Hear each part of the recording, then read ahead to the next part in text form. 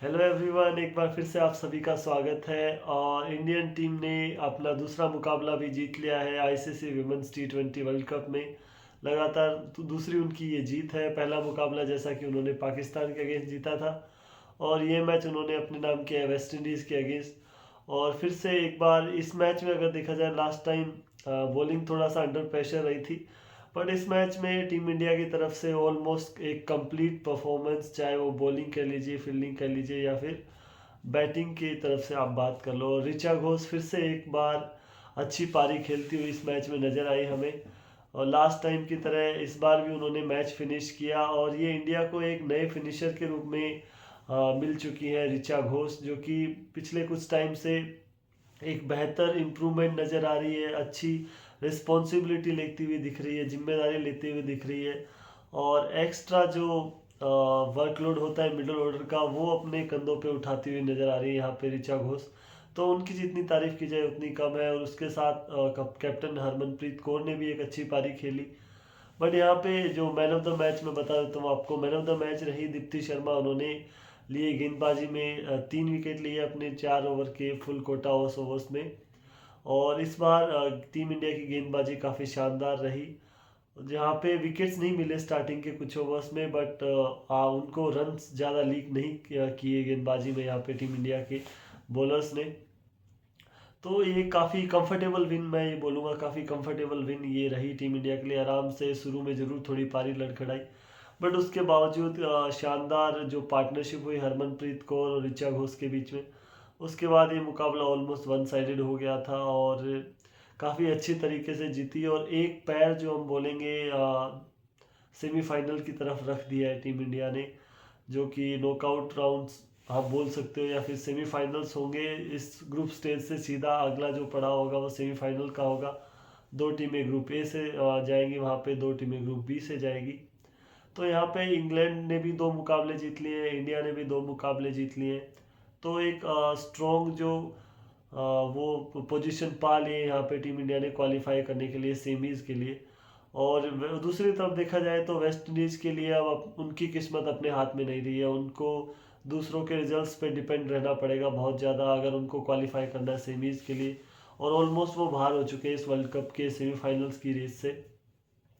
तो ये जैसे कि मैंने बताया था, वेस्ट इंडीज़ के लिए तो ये मैच डू और डाई वाला है।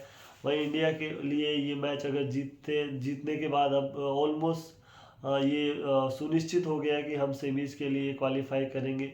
और मे बी जो नेक्स्ट मैच होगा नंबर वन वर्सेस नंबर 2 इस ग्रुप में, इंग्लैंड वर्सेस इंडिया, वो तय करेगा कि इस ग्रुप को टॉप कौन करेगा। और जो टॉप करेगा वो मे बी ऑस्ट्रेलिया को अवॉइड करेगा, जो कि हर तरफ विमेंस का कोई भी इवेंट होता है क्रिकेट में, तो सारी टीमें यही बातें करती है कि ऑस्ट्रेलिया ना हमें मिले नॉकआउट स्टेजेस में।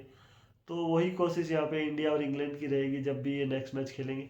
पर इस मैच के बारे में आ जाते हैं, तो यहाँ पे वेस्ट इंडियन कैप्टन ने टॉस जीता और पहले बल्लेबाजी करने का फैसला किया। और सेम वही पिच, मैंने मोर और लेस बोला था कि सिमिलर वही पिच रहेगी, बट यहाँ पे मैं बोलूँगा कि ऑलमोस्ट वही पिच आप नज़र लगाए तो वही पिच थी जो लास्ट पाकिस्तान के अगेंस्ट मैच खेला गया। वैसा ही बैटिंग के लिए अच्छी मददगार ये पिच थी।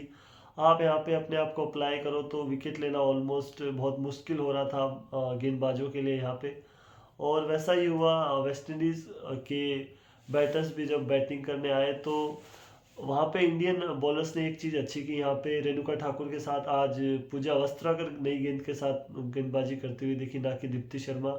और दोनों ने बड़ी टाइट लाइन और लेंथ के साथ गेंदबाजी की, रन ज़्यादा लीक नहीं किए, फ्री भी ज़्यादा नहीं डाली। और वेस्ट इंडियन बैटर्स को काफ़ी मशक्क़त करनी पड़ी रन बनाने के लिए।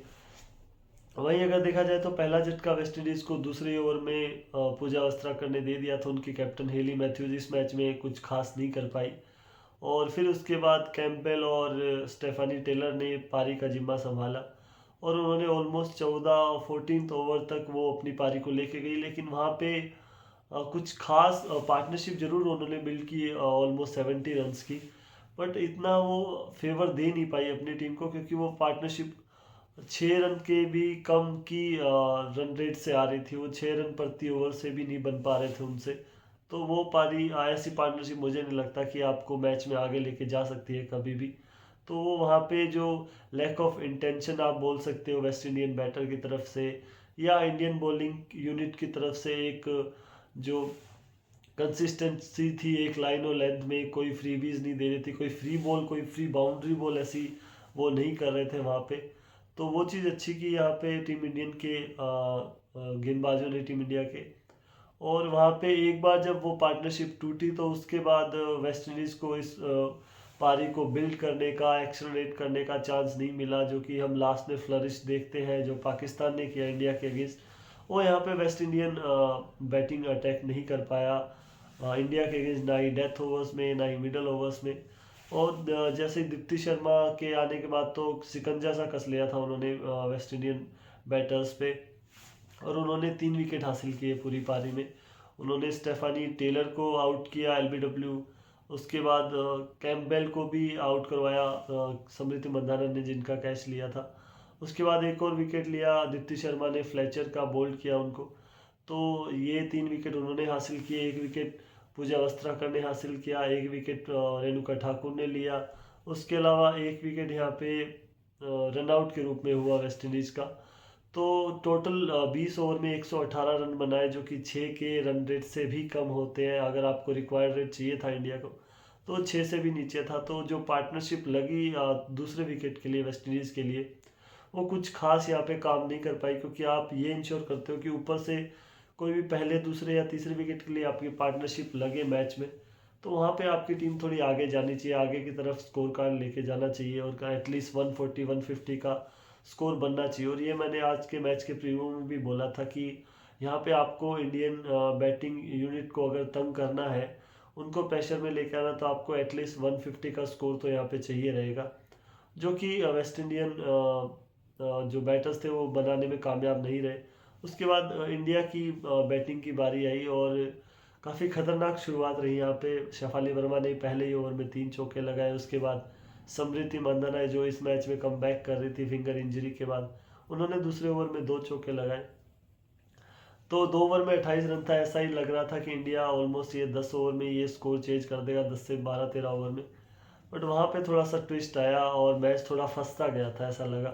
पहले स्मृति मंदाना आउट हुई, स्टंप आउट हुई वो।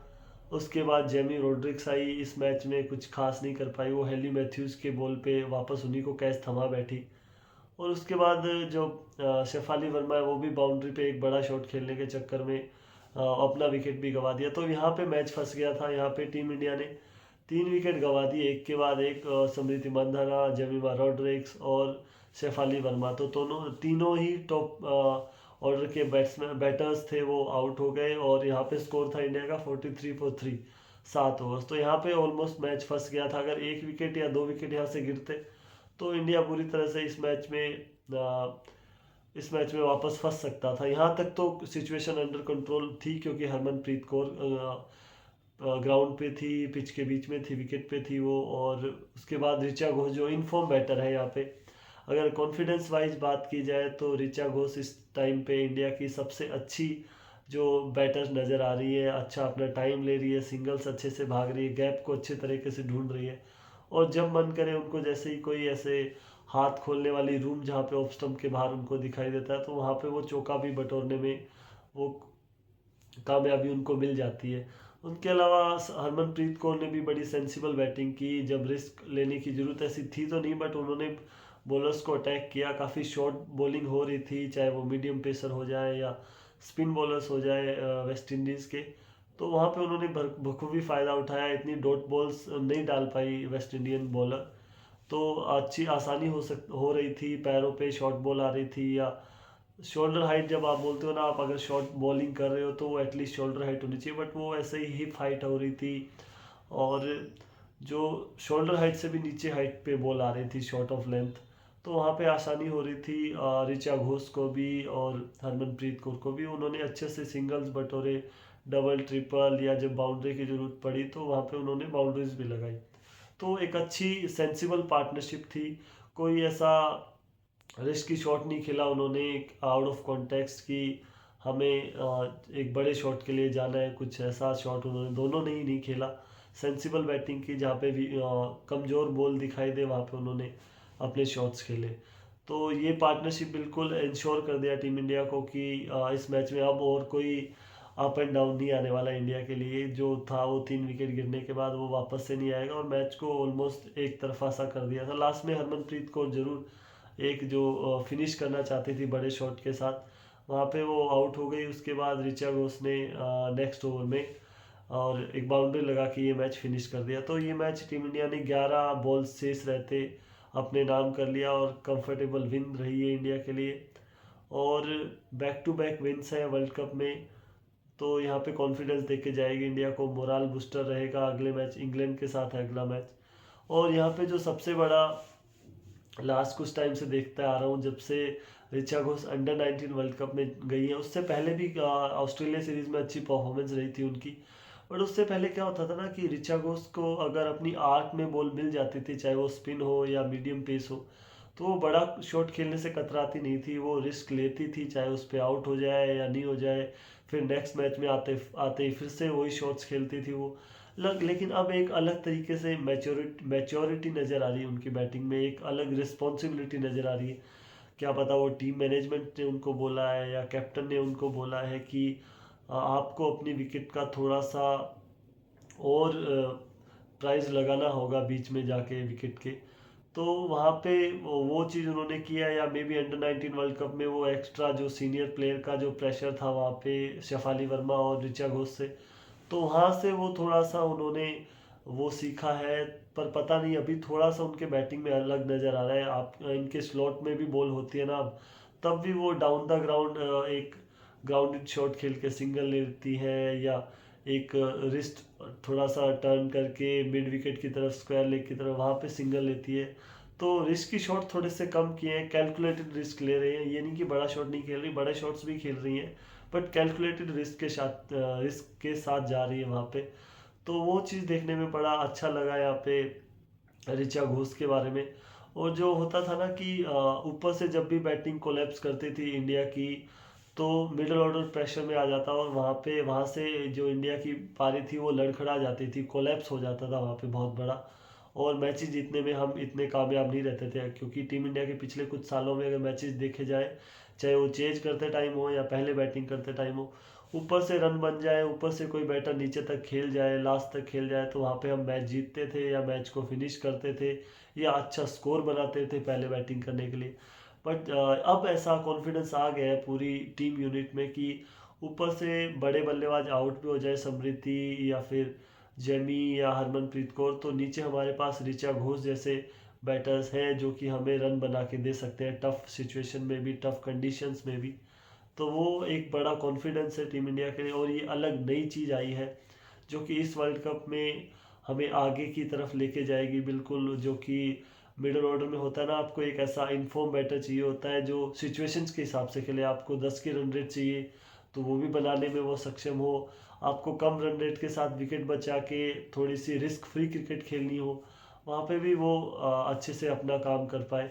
तो वही ऋचा घोष करने में कामयाब रही है पिछले मैच में भी, और इस मैच में लगातार 2 मैच फिनिश किए उन्होंने इंडिया के लिए, और जो कि वर्ल्ड कप में कोई छोटी बात नहीं है यहाँ पे ये। और उसके अलावा दीप्ति शर्मा, पिछला मैच थोड़ा ऑफ जरूर गया इनका, बट जिस तरह की वो प्लेयर है तो उनको तो फॉर्म में आना ही था जल्दी से जल्दी। और वो लास्ट उन्होंने बताया कि जो लास्ट मैच था वो just just was a bad day, तो एक ही दिन वो खराब गया। उसके अलावा आज तो बिल्कुल स्पॉट ऑन थी, वो अपनी लाइन और लेंथ पकड़ती हुई नजर आई। और उन्होंने अपने 4 ओवर्स के कोटा में जो 3 विकेट हासिल किए, और उन्होंने मात्र 15 रन दिए। 15 रन देके 3 विकेट हासिल किए, जो कि इकोनॉमी उनकी 4 से भी कम हो जाती है। तो बिल्कुल पकड़ के रखा, सिकंजा कसे हुए रखा था वेस्ट इंडियन बैटर को। कोई ऐसे फ्री रन्स नहीं दिए, फ्री बाउंड्री बॉल नहीं दी, जो स्कोरिंग अपॉर्चुनिटीज होती थी वो बिल्कुल रिड्यूस कर दी वेस्ट इंडियन बैटर्स के लिए। उनके अलावा रेणुका ठाकुर ने भी 4 ओवर में 22 रन दिए, पूजावस्त्रा ने 4 ओवर में 21 रन दिए। तो इस सब चीज़ों को देख के आपको पता लगता है कि बहुत ही कंजूसी भरी हुई गेंदबाजी हुई है टीम इंडिया की तरफ से यहाँ पे। और राजेश्वरी गायकवाड़ जरूर थोड़ा आज महंगा साबित हुई, उन्होंने 4 ओवर में 30 रन दिए और उनको कोई विकेट भी नहीं मिला। बट ये भी लास्ट मैच में भी थोड़ा राजेश्वरी गायकवाड़ महंगी साबित हुई थी, but with the time may be next match तक वो भी फॉर्म में आ जाए तो यहाँ पे ये पूरा जो बॉलिंग अटैक है ना वो टीम इंडिया का एक बिल्कुल सुदृढ़ हो जाएगा यहाँ पे। और इस मैच में इंडिया की तरफ से दो चेंजेस हुए। एक तो बिल्कुल दिखाई दे रहा था कि हमें यस्तिका भाटिया की जगह स्मृति मंधना आ जाएंगी। उनके अलावा जो हरलीन देओल की जगह वापस से टीम में आ गई देविका वैद्या। और उन्होंने बॉलिंग में तो उनसे ज़्यादा कुछ खास बॉलिंग नहीं कराई, 2 ही ओवर उन्होंने किए, 16 रन दिए, कोई विकेट नहीं लिया। एक शेफाली वर्मा ने ओवर डाला, एक डाला जो लास्ट मैच की हीरो थी, लास्ट मैच की स्टार परफॉर्मर थी राधा यादव, उन्होंने भी एक ही ओवर डाला। तो यहाँ पे हरमनप्रीत कौर अपने जो ऑप्शंस हैं उनको हर टाइम के लिए वो रेडी रखना चाहती है कि जब भी उनको ज़रूरत पड़े तो सारे ऑप्शंस उनके लिए अवेलेबल हो। तो इस मैच में राधा यादव से उन्होंने ज़्यादा गेंदबाजी करवाई नहीं, शेफाली वर्मा से भी एक आधा ओवर डलवा लिया उन्होंने, और देविका वैद्य से भी 2 ओवर डलवा लिए। तो यहाँ पे काफ़ी जितने भी ऑप्शंस थे वो यूज किए हरमनप्रीत कौर ने। यहाँ पे कुल मिला के 7 गेंदबाजों का यूज किया और सब ने ही ऑलमोस्ट अच्छी गेंदबाजी की। और बैटिंग में अगर देखा जाए तो कुछ ऐसी मुश्किलों का सामना करना नहीं पड़ा इंडिया को। अच्छी शुरुआत थी, हालांकि स्मृति के आउट होने के बाद थोड़ी सी पारी जरूर लड़खड़ाई इंडिया की, बट ऐसा तो होता रहता है T20 आई गेम में, आपको आप बड़े शॉट्स खेलते वक्त आउट हो सकते हो। जिस तरह का गेम है शेफाली वर्मा का, वो तो ऐसे ही खेलती हैं और आउट भी आप मैं तो हर टाइम बोलता हूँ, जो आपके जिस शॉट से आपके रन ज़्यादा आते हैं उसी शॉट पे फिर वो आउट भी आप ज़्यादा होते हो। तो इसमें ज़्यादा कुछ चिंता करने वाली बात नहीं है। यही प्रोसेस से, इसी स्ट्रेटजी के साथ, इन्हीं टैक्टिक्स के साथ चलते हुए नजर चले जाएंगे इस वर्ल्ड कप में। तो may be India at least final तो खेलेगा, ऐसा मुझे अभी से दिखाई दे रहा है। अगर आपको इंग्लैंड को हरा देता है यहाँ पे इंडिया, तो डेफिनेटली फिर फाइनल खेलने के आसार और ज़्यादा बढ़ जाएंगे यहाँ पे। बट अभी इतना ज़्यादा लंबा सोचने की ज़रूरत नहीं है, मैच बाय मैच अगर चलेंगे तो ज़्यादा अच्छा रहेगा यहाँ पे टीम इंडियन मैनेजमेंट के लिए भी, कप्तान के लिए भी। बट ओवरऑल अगर देखा जाए तो काफ़ी डोमिनेटिंग परफॉर्मेंस थी यहाँ पे इंडिया की। चाहे वो बॉलिंग की तरफ देख लिया जाए, पावर प्ले में देख लिया जाए, या फिर डेथ ओवर्स में गेंदबाजी देख लिया जाए, और या फिर ऊपर से बैटिंग में आते ही पहले ओवर से ही प्रेशर डालना हो ओपोनेंट पे, वहाँ पे भी वो काम अच्छे से किया। मिडल ओवर्स में अच्छी बैटिंग की, और डेथ ओवर्स में तो अभी लास्ट मैच में जरूरत पड़ी थी टीम इंडिया को, बट इस मैच में तो 5 के अराउंड का आपको रन आस्किंग रेट चाहिए था, तो इतनी कुछ खास जरूरत नहीं थी। सेंसिबल बैटिंग से ही काम चल गया आज तो। और मे भी आने वाले टाइम पे भी ज़्यादा ज़रूरत ना पड़े, आपके ऊपर से रन बन जाए या गेंदबाज अच्छा काम कर दे, बट आपकी पहले बैटिंग आती है तो ज़रूर टेस्ट होगी आपकी डेथ ओवर्स में बल्लेबाजी। तो उसके लिए हमें नेक्स्ट मैच तक इंतज़ार करना पड़ेगा। तो आज के लिए इतना ही है, बट काफ़ी शानदार परफॉर्मेंस रही है इंडिया के लिए यहाँ पे। और मे भी देखते हैं आगे की जर्नी कैसे रहती है इस वर्ल्ड कप में, बट कॉन्फिडेंस जो लेवल है वो और ऊपर जाएगा यहाँ पे इंडियन विमेंस टीम का यहाँ पे, और यहाँ से बेहतरी की तरफ ही बढ़ती जाएगी टीम। और जो कि मिडल ओवर्स में अच्छी गेंदबाजी हो रही है या बल्लेबाजी हो रही है, वो एक्स्ट्रा ऑप्शंस की वजह से हो रही है। और जो ऋचा घोष तो अलग तरह से खेल रही है, तो मैं तो उनसे काफ़ी ज़्यादा प्रभावित हूँ। हरमनप्रीत कौर भी लास्ट मैच में रन नहीं बना पाई थी, तो यहाँ पे उन्होंने भी रन कर लिए हैं। तो सारे ही बैटर्स ऑलमोस्ट अच्छे टच में आ गए हैं अभी। तो देखते हैं नेक्स्ट मैच में क्या होता है। आज के लिए इतना ही है। हमसे जुड़ने के लिए बहुत बहुत धन्यवाद। वीडियो आपको पसंद आया हो तो लाइक कर देना प्लीज़।